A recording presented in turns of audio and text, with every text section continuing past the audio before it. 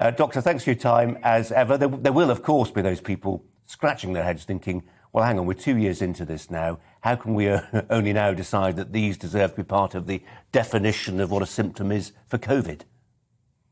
I think so. These are now new definitions of symptoms here in the NHS.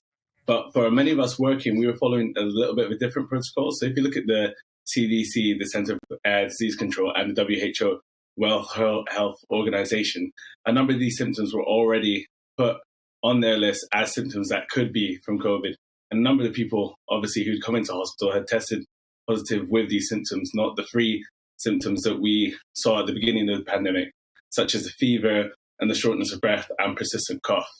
I think also during a change of the different variants, we saw, especially with the Omicron variant, that a number of people had more milder symptoms of, sore throat, sneezing and loss of sense of smell rather than the fever and persistent cough.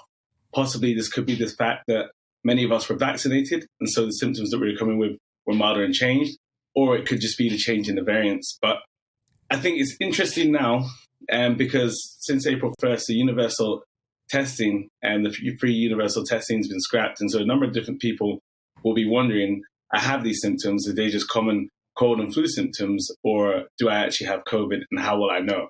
Because I can't get a free test. Yeah.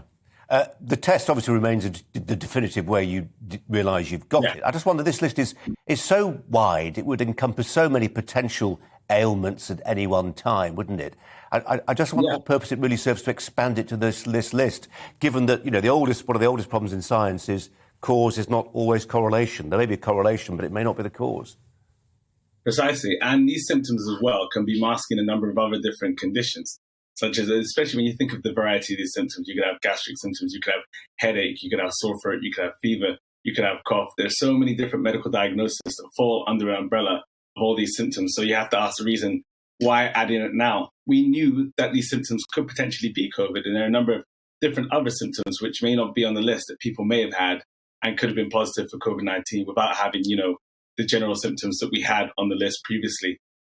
The thing is now, what's the implication of this, especially with people being advised to potentially take 5 days in isolation, however, not legally now required to take 5 days in isolation. And if you're not being funded by the government for statute, pay off work, you're going to ask yourself, why am I going to take time off work thinking I have COVID if, one, I can't afford a test because they're not free, two, it's actually going to hamper my work pay.